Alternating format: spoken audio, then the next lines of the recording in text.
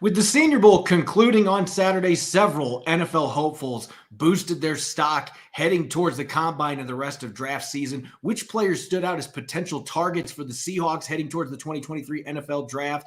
Rob and I are going to be recapping all the action from Saturday and last week in Mobile on our latest installment of Locked On Seahawks. You are Locked On Seahawks, your daily Seattle Seahawks podcast. Part of the Locked On Podcast Network, your team every day.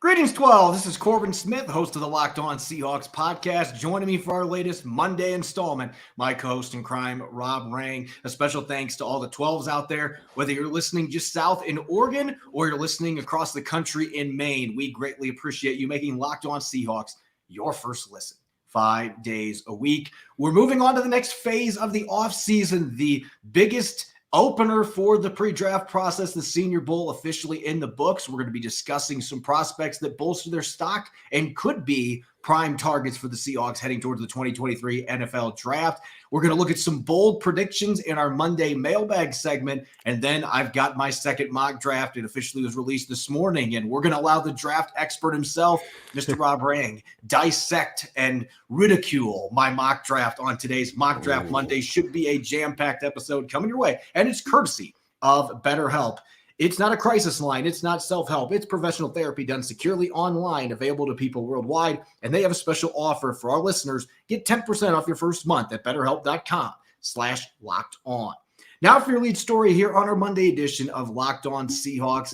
The opener of the pre-draft process, the Senior Bowl, is officially in the books. 3 practices, the weigh-ins, and of course the All-Star Showcase game on Saturday. A pretty competitive game, even though the score may not suggest that. It was actually a pretty close game early in the fourth quarter. Then a few plays changed the tide. But as usual, you had over 100 prospects that were duking it out, trying to jockey for draft positioning, and there were a handful of players that made themselves some money this week, including in Saturday's game. And there were a few of those players specifically that jumped out to you and I as potential Seahawks targets. Mr. Draft Guru himself, I'm going to dish it to you first. Who are a few players that jumped out to you in Saturday's showcase and just recapping the entire week that really bolstered their stock and look like strong fits for the Seahawks heading into the draft? Yeah, I appreciate that, Corbin. And I would kind of start off the Senior Bowl review by saying the exact same thing that the Senior Bowl executive, Jim Nagy, who, of course, has been a guest a couple of times on our program and as a former Seahawks scout, I would just say the exact same thing that Jim Nagy would say. The draft starts in Mobile.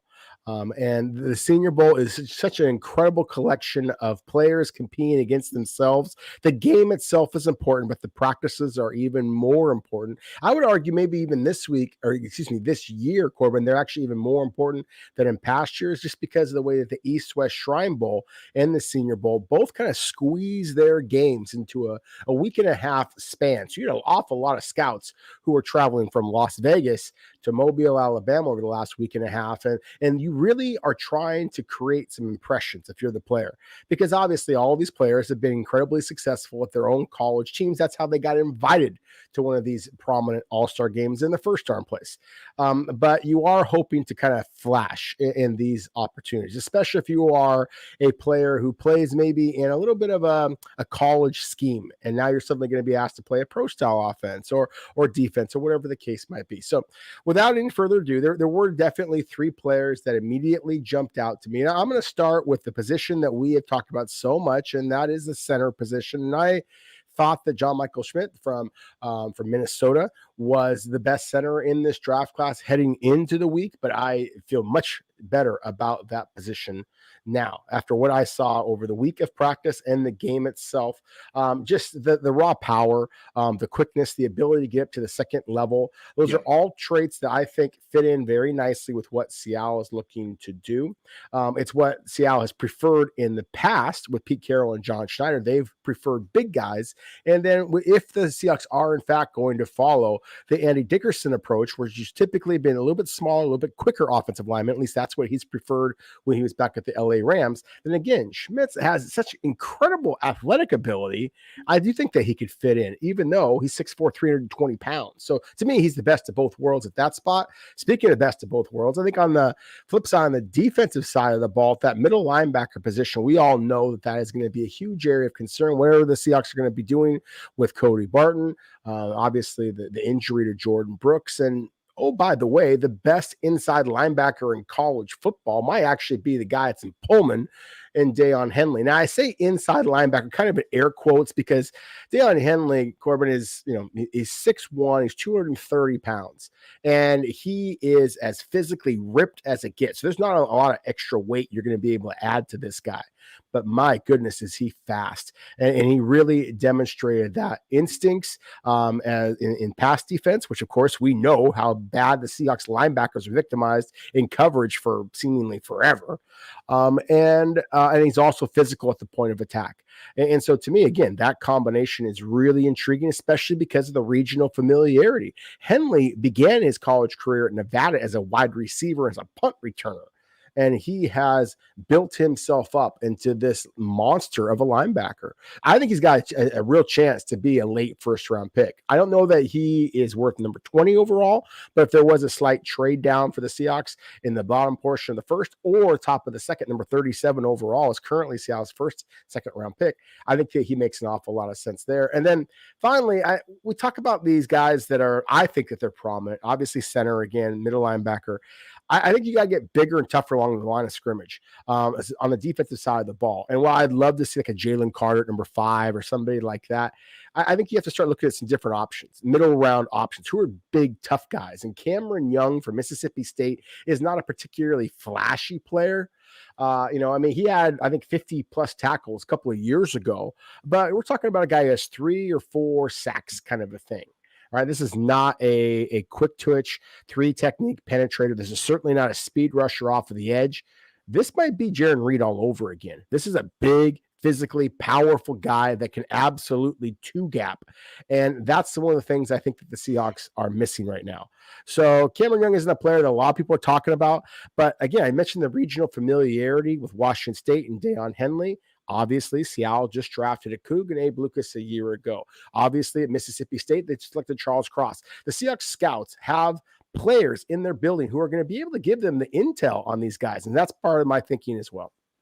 Yeah, those are really interesting picks for your Senior Bowl standouts. And I'm going to spend a little bit more time on the offensive side of the football. And I want to start with a player that, I'm not somebody that likes to toot my own horn, but if you follow me on Twitter, you know that one of my college football man crushes the last couple of years has been Evan Hull at Northwestern. And he's a 212-pound battering ram. I know that term gets thrown around a lot, but this guy just pushes the pile. It is so difficult to get him down at the point of contact.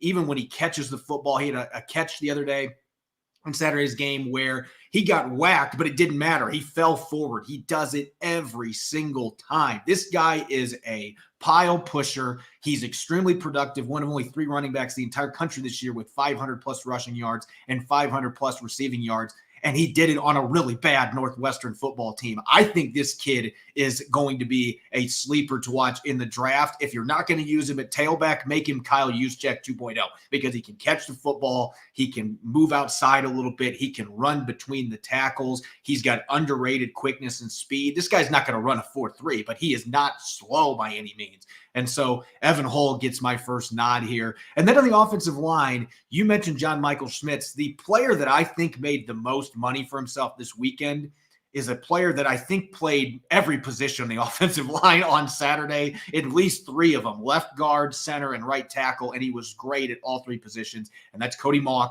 from North Dakota State. And we talked about him a little bit with, you can make fun of him for the gap he's got in the front of his teeth or the long hair, but this kid is a football player, and I love the athleticism, the ability to get to the second level. You can use him as a puller, and he gets out in space. You can tell he was a tight end when he got to college, just the fluid athleticism that he brings to the table. And he was outstanding in pass protection across the board, regardless of where he put him. That kind of versatility, that makes you money, especially when you're really good at all three positions. I'm very intrigued by him at center, not a position he played at North Dakota State, but he showed this weekend that he can play that position, and he's only going to get better if that's where an NFL team puts him. So I think he's got to be on Seattle's radar. And on the defensive side of the ball, real quick, Keanu Benton from Wisconsin. I talked him up last week. I love him even more than I did last week. This kid had a great week of practice. And then on Saturday, you look at the stats. He didn't have a sack. He only had one quarterback hit, and it was nullified by a penalty. But he was in the backfield constantly. And this guy's a great athlete for 312 to 320 pounds, depending on when he's getting measured. He is not a traditional nose tackle. This guy can get after the quarterback. He had a filthy swim move that he put on a guard in this game to get after the QB. He whacked Max Duggan on another play. Again, got negated by a penalty in the secondary, but this guy can win with power. He can win with finesse moves that you don't see many 310-plus pound guys able to execute on a football field. I think he potentially could sneak in the first round after this week. That's how much he improved his stock. He already was an early day two guy trending that direction, but if you're a DT at that size that can pass rush, you're going to get picked fairly early. And there's not a lot of guys in this draft after Jalen Carter that can do that. So I think he really bolstered his stock. But anyway, we could talk Senior Bowl prospects for hours. We're going to have a chance to do that some more when we get to my second mock draft and you evaluate it in the third quarter. But first, we've got our Monday mailbag. We're switching things up a little bit. Instead of answering questions, we're looking at your bold offseason predictions for the Seahawks. We'll get to those here in a moment on our Monday edition of Locked On Seahawks.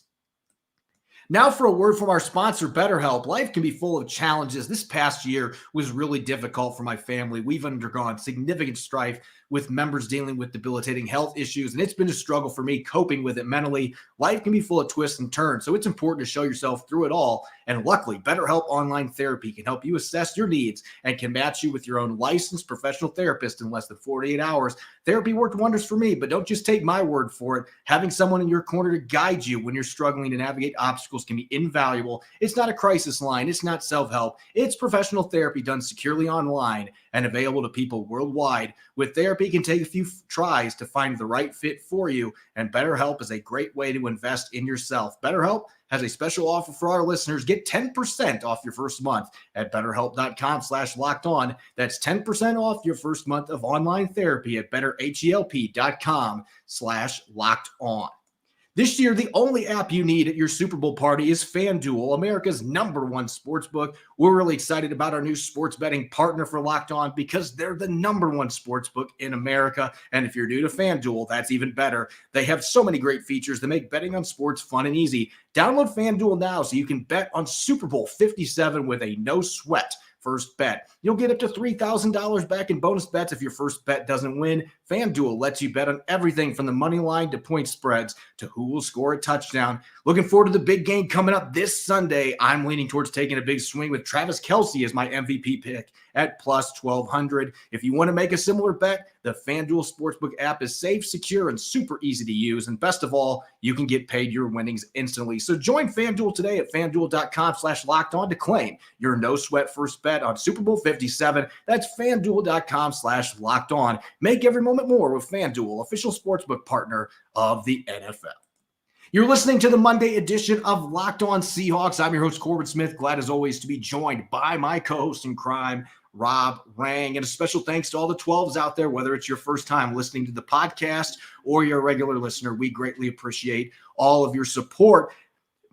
Let's get to our Monday mailbag segment. Now, we're going to switch things up a little bit this week. Usually we're getting questions from our listeners, but something that I've noticed, and you mentioned this last week as well, we've been getting a lot of questions about off-season related activities, what might happen in free agency, the draft, and we decided to open the mailbag up a little bit differently this week. And instead of answering questions from you, our valued listeners, we're going to get your bold off-season predictions for the Seahawks, what you think is going to happen in the next couple of months heading towards the 2023 season. And we got some really interesting ones to dive into, Rob. And let's get it started. This one maybe isn't as bold as some of the others we'll be talking about, but our first one coming from Juan's Trevor. Geno Smith prices himself out of Seattle, so they re-signed Drew Lock as their starter for 2023. And then he dropped a second one. Jamal Adams is a June cut and is replaced by first-round pick Brian Branch. Now, that one would certainly be the bold prediction of these two. I think Geno Smith outpricing himself, while I don't think it's going to happen, it's possible if there's another team that wants to pay him enough money and Seattle lets him hit the market. But the Jamal Adams one would be a stunner, especially if Seattle drafts a safety in the first round with one of their two picks.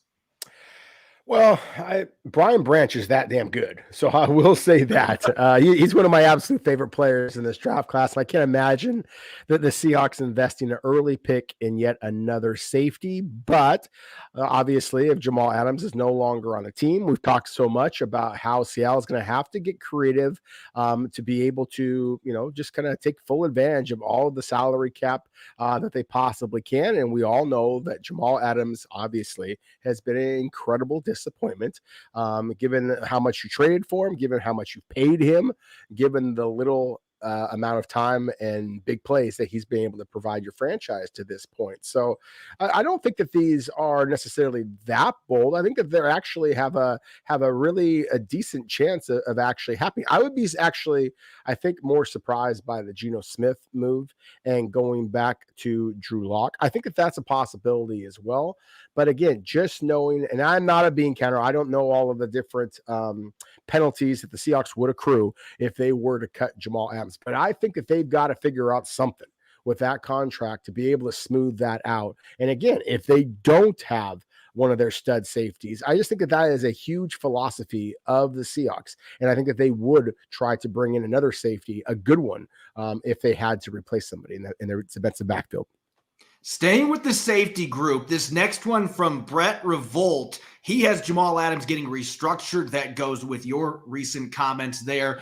But he's not done at the safety position. Quandre Diggs getting traded for a third-round draft pick because there's too much money invested in the safety group. Our starting safeties entering the season will be Ryan Nile and a second-round rookie. So we're not going to have Brian Branch in this particular prediction, but there's going to be a second-round rookie out there with Ryan Nile rather than having Jamal Adams and Quandre Diggs. We've talked about this quite a bit in recent weeks because Quandre Diggs does have that $18 million cap hit, but it seems unlikely that they're going to be able to trade him if they're wanting to lower that cap hit or get rid of that cap hit, because very few teams out there are going to be interested in taking on anybody that's got an $18 million cap hit to the safety position. With that being said, could John Schneider maybe explore calling around and seeing if anybody's interested? I would be stunned if that is the route that they took. Maybe they could find a way to do a restructure on Quandre Diggs' deal to lower that cap hit. But I'll be surprised if he is not in uniform for the Seahawks next year, especially with the uncertainty with Jamal Adams' health. I 100% agree with you. I would not be surprised at all if the Seahawks try to figure out some way of extending Quandre Diggs and lowering that cap hit, but to actual trade him, I would be very surprised by that. We've talked before about what a terrific and consistent player that Quandre Diggs has been for the most part this past season. Obviously, the start of the season wasn't what we'd expected, but my goodness, did he finish with a great, a great run of interceptions and things of that nature. Again, I just have a real hard time imagining a scenario in which both Jamal Adams and Quandre Diggs are no longer Seattle safeties. In this case, they're suggesting that Seattle would move Jamal Adams to the linebacker position. Let me ask you this. If Jamal Adams, and it's not that I don't think that he could do it. He is physical. He's tough. He's better in the box than he is in space. But if for a man who has struggled with injuries, getting him that much closer to the, just the physicality of the line of scrimmage, I think is dangerous, especially in a mostly 3-4 alignment where I think that Seattle's going to be looking for bigger linebackers, not smaller ones. Yep, that's a very good point. I think if this was a 4-3 defense, you maybe could have a little more of an active discussion in that front. But they were using him some in nickel packages that way. It's a little different when you're talking about a base defense, though. Our next one coming from Drippy Bobby. I love the name there. It's almost Talladega Nights. But anyway, We've already had the Geno walking, re-signing lock, but I like this second one here. Seattle trades one of its second-round picks for either Vita Vea or DeForest Buckner. I'm going to say this right now. Of those two, I think Buckner's the one that you'd be more likely to get for a second-round pick. I do not see Tampa Bay, although without Tom Brady, maybe they will be doing a little bit of a fire sale moving on from some players, and maybe they'll be more willing to give up a player like Vita Vea for a second-round pick.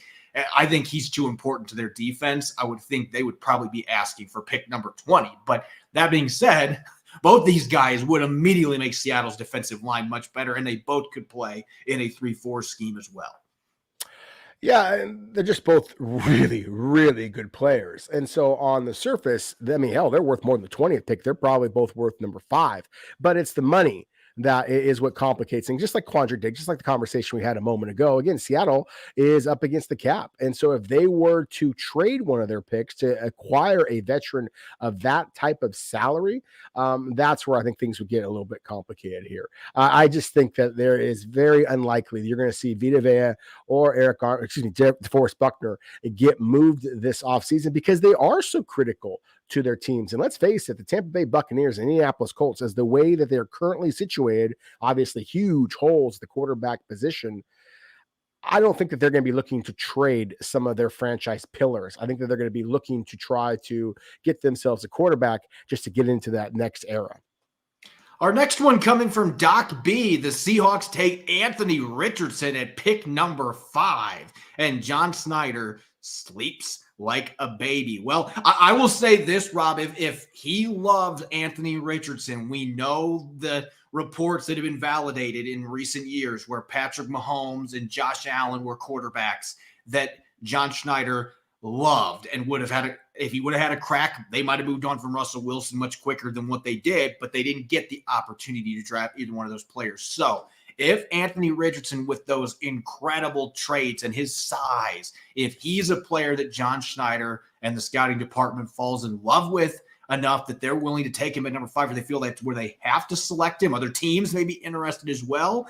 I don't think that this is necessarily a bold prediction. I'm not saying it's going to happen, but we know how it goes with quarterbacks in the draft. If he has a great pre-draft process and John Schneider's blown away, then this could easily happen.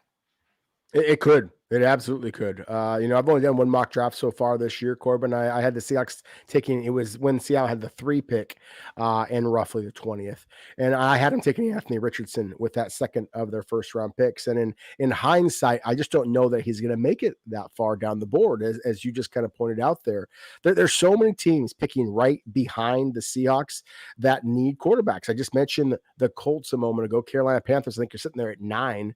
There's just a number of teams that could use a quarterback, and Anthony Richardson's talent is so obvious. At the same time, he's got 1 season as a starter, and his final game was against his rival Florida State. And on 4th down to win the game, Corbin, he threw the ball out of bounds. This is a raw player, but my goodness, the upside is so immense. So I get it. The only thing I would disagree with our listener, and thank you, by the way, for all of our listeners and all of our, the different bold statements that you guys have produced. Thank you. But the one thing I would argue with this is the idea that John Schneider would sleep well. I think if you have Anthony Richardson on your team, you're going to be excited, but I don't know that you're going to sleep well because of the issues I just mentioned. Yeah, that's a very good point. This might be one of those where you're sitting in bed excited, but you're like, my eyes are wide open because I don't know what I'm getting myself into. Now, this final one that we have here on our Monday mailbag segment, if you are on Twitter or any social media and you've ever seen the meme that has Elmo with the flames behind him, this is the one that would inspire that one, I think. But I love it. And it's coming from Phil Leidick.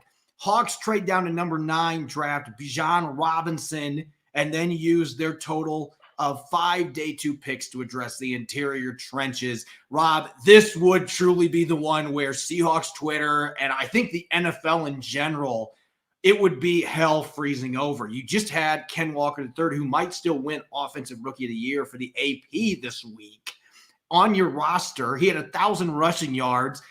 this would be one that fans would just erupt in madness if this pick happened. And yet at the same time, Bijan Robinson is an incredible talent. And so if Seattle was going to say, you know what, we're going to try to move on from Ken Walker III and we're going to go this direction, this may be the most far-fetched one, but part of me kind of wants to see it happen and just to see the response to it. Well, and you and I, of course, are running back aficionados. We recognize, I think, more than some others out there, just how critical a good running game is to quality offense.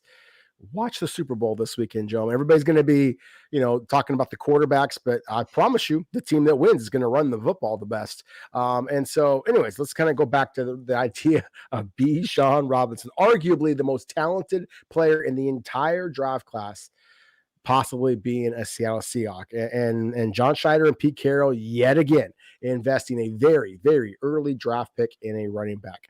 I agree with you, Corbin. I think that the burning emo kind of a meme, I think it's appropriate. I think for anybody who is driving along the road as they're listening to our podcast right now, I hope if they just get off the side of the road, we don't want any accidents on I-5 or anywhere else. The idea of this, of just really super investing in the running back position, it's what the Seahawks have done. And can you make an argument why they wouldn't, considering the fact that Ken Walker did struggle with injuries a little bit this past season? And the Seahawks have liked to use kind of a rotation at the running back position. And again, Robinson is that good. I don't think this is what Seattle would want to do. I think there's a possibility if they traded down from number 5, they could get themselves trapped. I'm really excited to talk about your mock draft moving forward because I know that you had said that you include at least one trade. So I'm curious where that trade is. But I'll say this, if the Seahawks trade out of that number 5 spot, then I think that there's a fairly significant drop-off in some of the defensive linemen and offensive linemen in this draft class. So you better get one of them there or a quarterback. And if you start to drop down too far, you might get yourself stuck where the easily best player on the board is Bijan Robinson. And knowing how well that Seattle knows University of Texas, some of their best scouts are in that area. Steve Sarkisian, of course, is the head coach, previously at USC, previously at UW. Again, there's just a lot of things that kind of line up, interestingly enough. So again, I would be stunned if this is what happened, but let the chaos commence. Yeah, it is the Seahawks, and they love that kind of idea. All right, you get a perfect segue there now. And I promise there's one thing I will say right now. I did not draft a running back in the first round when we get to our mock draft. So our listeners that maybe had to pull off to the side of the road, you can breathe easy and relax, and then you can get back to driving and listening to our program. Anyway, we're going to get to that mock draft 2.0, and I'm going to be going through my picks. Then, Rob, you get a chance to either celebrate them or absolutely put me on a skewer. I'm looking forward to seeing your reactions to all 10 of my selections and, of course, the trade as well. That's coming up next on our Monday edition here of Locked On Seahawks. This episode is brought to you by Blue Nile. Valentine's Day is coming up, which means romance is in the air more than usual. I don't need to tell all you lovebirds that. You probably had your date plans on the calendar for weeks. I certainly have. You're going to pay if you don't. But have you found the perfect Valentine's Day gift yet? Whether you're celebrating this day of romance or whether you're ready to pop the question, you can find jewelry as unique as she is with the modern convenience of online shopping at BlueNile.com.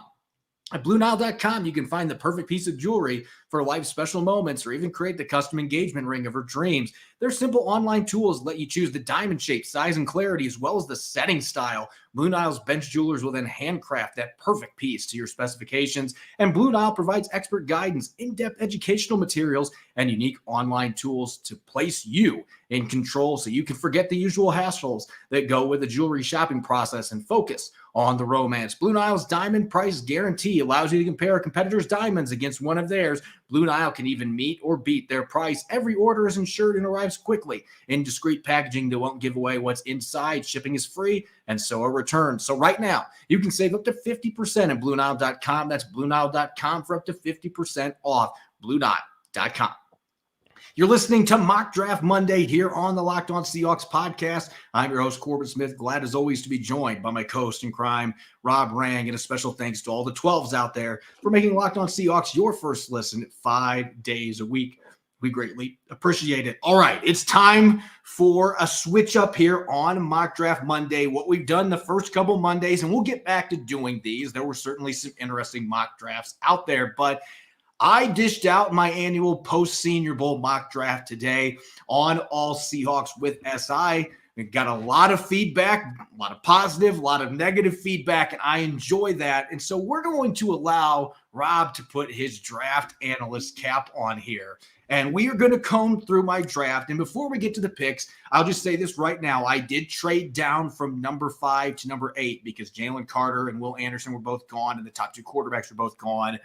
I decided to roll the dice. The Atlanta Falcons offered me a future first-round pick in 2024, as well as a second-round pick in this year's draft. And so I decided to take number 8, the future first, and the second-round pick, move down 3 spots. They went up to get their quarterback that they wanted. They drafted Will Levis at number 5.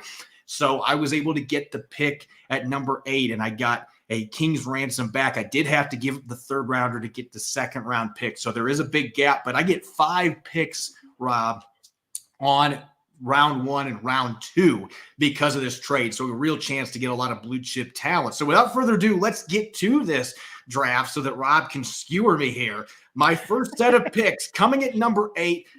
This was what I was worried about going into this process, Rob. And this is always what happens when you risk trading down. I thought Tyree Wilson, who was number 5 on my big board, I thought he was going to be gone, but thankfully, Tyree Wilson was not gone. So I was able to take the Texas Tech edge rusher at number 8, which would be outstanding value. And then I stayed put at number 20. I get the massive hulking guard, Osiris Torrance, who didn't give up a single sack in college with the 2 schools that he played for. I thought he had a really solid Senior Bowl week. Not a great game necessarily on Saturday, but I saw enough in the practices that I think that he is your starting right guard next season, filling in for Gabe Jackson, who becomes a cap casualty. I think you get both sides of the trenches bulked up here with these selections. No, I 100% agree with you. I mean, I'm looking forward to kind of trying to be critical on some of these picks, but I can't do it with these first 2 selections, Corbin. I love the selection of Tyree Wilson, whether it be at number 5 or in your case, when you traded down to 8, we still were able to get the 2024 first round pick from Atlanta, a team that quite possibly is going to have an early first round pick. So I love that type of value and still being able to get the player that you probably would have taken at number 5 overall. As you said, Tyree Wilson is 5th on your own personal big board. So I love that. I think that he's a plug and play starter at that, that 5 technique, kind of outside defensive end role, not the stand up outside linebacker role. I think he can do that, but I like already what you have. I think that Darrell Taylor, I believe, and there, it's always dangerous and what you think that you've seen over the last month of a season. But it did feel like Darrell Taylor finally figured it out. And I do think that Seattle's pass is going to be a little bit better if they can just get a little bit bigger. And certainly Tyree Wilson can do that. And there's no question that Osiris Torrance is a big, big man. And again, I've just bemoaned the lack of size and physicality along the offensive line. Torrance might be the biggest, strongest, nastiest, and most proven of the run blockers in this draft class. So yeah, I think that it makes an awful lot of sense. I think the only critics of your picks right now would just be that it's just too damn logical and therefore unlikely to be Seahawks selections. Well, last year they kind of bucked that trend, so maybe we won't see that anymore, or maybe it was a one-off and the craziness will return this April. But I did put some of that crazy spin on the second round with my 3 second rounders. Again, I got pick 44 from the Falcons as part of that trade down. So I get 3 selections from 37 to 52. I get another massive human being that's got his own orbit in Siaki Ika from Baylor at 350 pounds. I think that's a generous listing. I think he is a massive mound of human being, but he is a fantastic football player, 2-time first team all Big 12, another one of those nose tackles that has some pass rushing ability, and he is extremely difficult to move off the ball. Rashee Rice at pick self machine position to not become that player, and then Drew Sanders, 230 pounds, 6'5", not a normal build for a stand-up off the ball linebacker, but you don't see many players at that position to get 9.5 sacks either. He just brings some dynamic playmaking ability. And I feel like he's a player that still has a lot of room to grow physically and as a football player, because he didn't play much at Alabama his first 2 seasons. And so that is a player that I'm projecting to be a guy that can play a lot of snaps for you early, but could end up being a stud if he's coached up and he gets stronger. Yeah, I'm going to kind of attack these in the opposite, order that you just drafted them. I'm going to start with Drew Sanders here, and I agree with you in that just a unique frame and game that he possesses. As you said, 6'5", 230, was an edge rusher at times for Alabama. You don't see much upper body strength yet. That's being one of the things that I want to see him get bigger and stronger. But you see instincts, you see closing speed, you see the ability to be an edge rusher as well as drop back into coverage. There's not a lot of guys that can do both.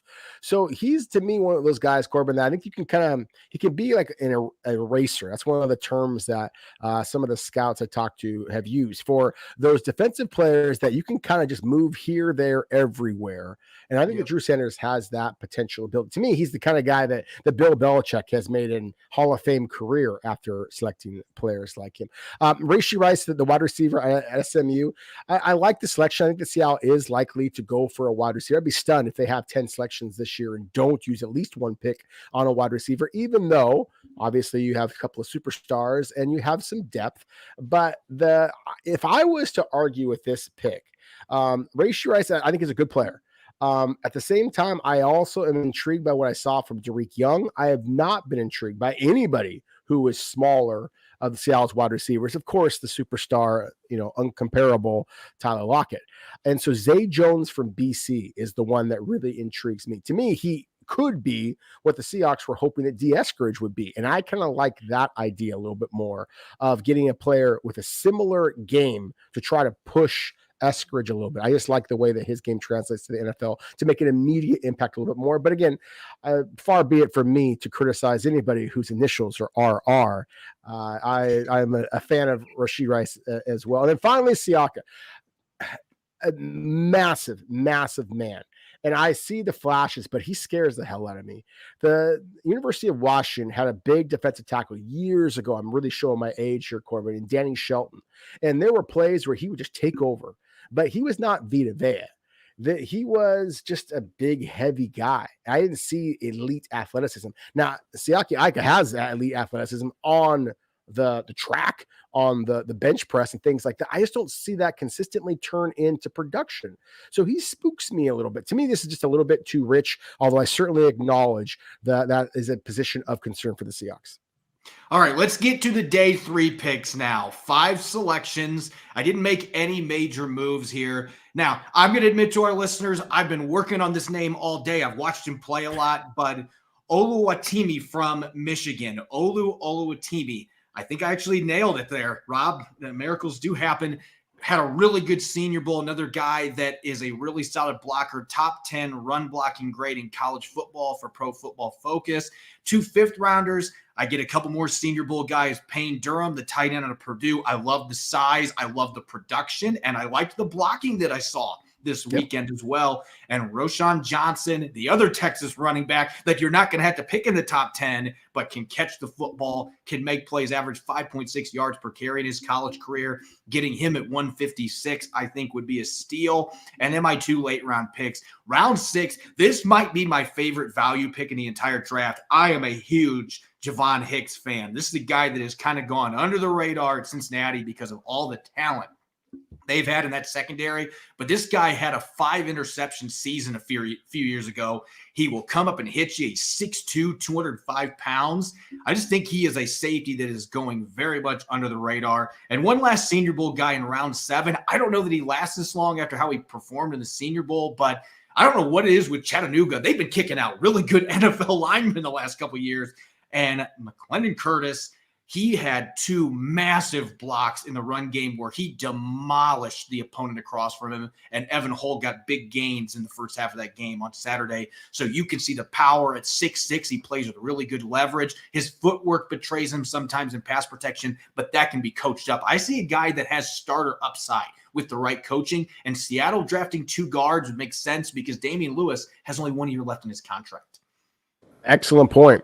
And I do think, again, this is such a huge area of concern for the Seahawks that you want to continue to add a number of interior linemen. I mean, you didn't take one or two, you took three, because obviously the center as well. And when we consider the fact that Seattle, of course, invested the 2 picks in the offensive tackles a year ago, then you have a very real possibility in your scenario of having 5 offensive linemen in either rookie or their second seasons next year. Now, that may not be what Geno Smith wants to convince him to resign. But if you're looking to build, if you're looking to flip this roster and really make a run, then that's exactly what you have to do. Is you have to get young and talented and grow some camaraderie up front. So I do like your selections and just the numbers that you are investing in along the offensive line. Again, I'm going to kind of start from the back. The Chattanooga kid, I thought had a terrific week of practice. Maybe not as good as Cole Strange a year ago. Cole Strange, of course, that other Chattanooga player that went in the first round to the New England Patriots, had a pretty good rookie season. A lot of people kind of forget to mention. So I really like him. I thought that he had a terrific week of practice. I agree with you. I don't know that he's going to be available this late, but I like the selection. I'll switch over to the other offensive lineman, Oluwatimi, the big center for Michigan. He's an interesting guy in that he's bounced around a couple of different colleges, been awfully productive wherever he's gone. I believe it was Virginia and Air Force prior to Michigan, and just big and powerful. He's not quite as quick as some of the other centers that we've talked about, but in terms of power, in terms of pro-ready offense, obviously with the Wolverines, he has that. You mentioned Hicks, the safety from Cincinnati. I agree with you. I mean, I think there's 5 picks a couple of years ago. I think he has 10 picks for his career. Yep. This guy has legitimate ball skills. And as you said, he's a thumper. He's 6'2", 205, 210. And he'll hit you. And again, the same thing we talked about previously with just the familiarity. Obviously, with Kobe Bryant, you're going to have some familiarity with Javon Hicks as well. Roschon Johnson. So Roschon Johnson is one of my absolute favorite players in this draft class. Now, I said that before with Bijan Robinson, Texas's starter, but Corbin, Roschon Johnson, and people say these kind of things all the time. Oh, he would be a starter just about any other program. No, he really would. I mean, this guy is a really good player. I don't know that he is going to be available as late as you have him here. I would love to see Seattle bring in Roschon Johnson just because of the fact that he does have great hands. He is a bigger back. This is a 6'1", 220 kind of a guy. So he can be that thunder to go along with Ken Walker's speed and just the way that he plays. He plays with his heart on his sleeve. He's the special teams kind of a guy. He is just a locker room guy through and through. Would not be surprised at all if somehow, some way, the Seahawks wind up with Roschon Johnson because he is them to a T. Yeah, I think he would be a really fun selection, as would Payne Durham, too. 8 touchdowns last year, second most in college football among tight ends. And like I said, he made a couple really nice blocks on Saturday. He's 255 pounds. So you look at Seattle's tight end group, they got 2 players in Noah Fant and Colby Parkinson entering the final year of their contract. And Will Dissly has had so many injuries that he might eventually be a cap casualty guy. So I'm looking 2024 and beyond, maybe even this year, having a tight end. This is a really good tight end class you want to take advantage of. And Payne Durham is a guy that's a pain to cover. And I would like to see him join this Seahawks tight end group. As always, you can follow me on Twitter at Corbin Smith NFL. You can follow Rob at Rob Rang. Make sure to check out Locked On Seahawks. We're on Apple Podcasts, Google Podcasts, Spotify, Amazon, of course, streaming 5 days a week on YouTube. Coming up tomorrow, we're going to have our first Transaction Tuesday. I'm going to pitch a question to all of our listeners on social media about a certain position group. You get to weigh in on which players will be back and which ones won't be. We'll be looking at the defensive tackle position. Should be a really fun episode. Make sure you're listening in and enjoy the rest of your Monday. Go Hawks.